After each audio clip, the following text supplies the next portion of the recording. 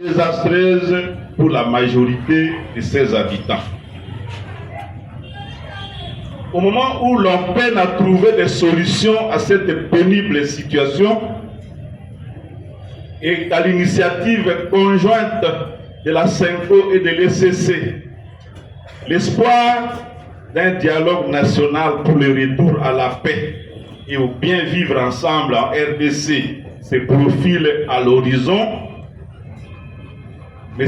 Jean-Pierre Bemba Gombo a choisi des dénonciations diffamatoires pour livrer en pâture des leaders politiques majeurs, notamment Moïse Katumbi et Joseph Kabila, en essayant aussi de diaboliser une institution respectable et respectée qu'est la CENCO. Sans froid aux yeux et sans rire, M. Jean-Pierre Bemba accuse les leaders politiques ci-dessus et l'Église catholique de tous les maux, sans livrer le moindre indice de preuve à ces accusations. En étalant sur la place publique son manque de sérieux, sans rancœur et ses mensonges.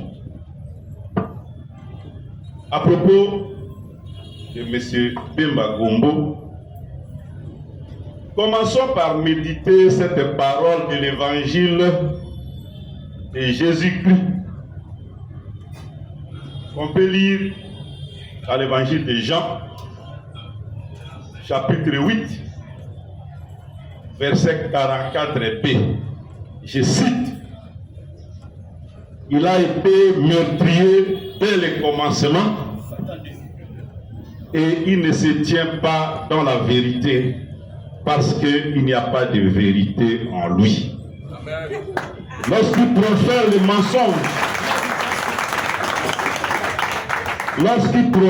mensonge, il parle de son propre fond, car il est menteur et le père du mensonge. Fin de citation. Meurtrier, à son propos, on lit ceci sur la toile.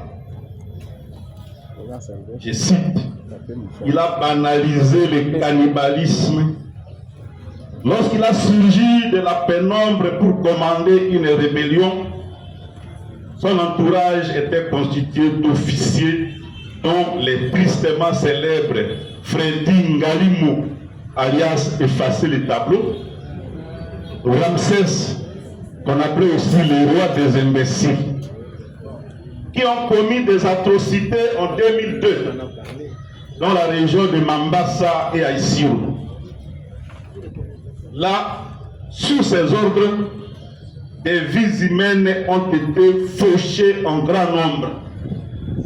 Des villes et des cités mises à sac dans des opérations uniquement intitulées vaccination porte à porte, où les viols, les vols, les meurtres, la profanation des tombes pour récupérer des objets de valeur étaient les salaires des hommes de troupe,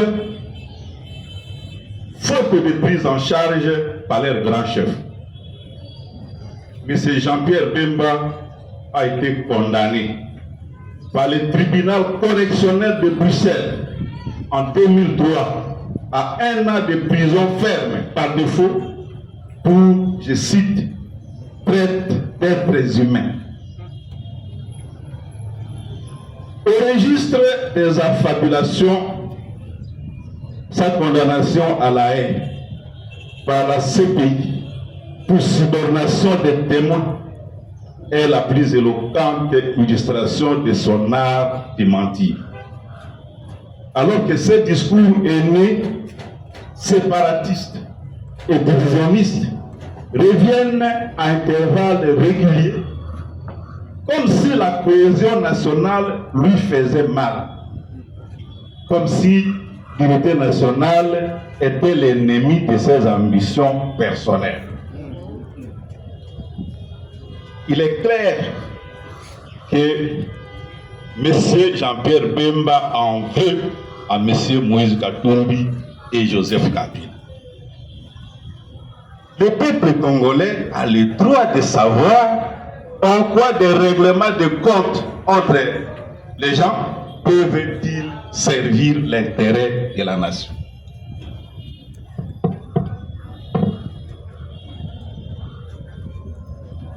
M. Moïse Katumbi est un homme d'action très pacifique. Et les Congolais sont fiers de ses œuvres agro-industrielles, immobilières, éducationnelles, sportives, philanthropiques, etc.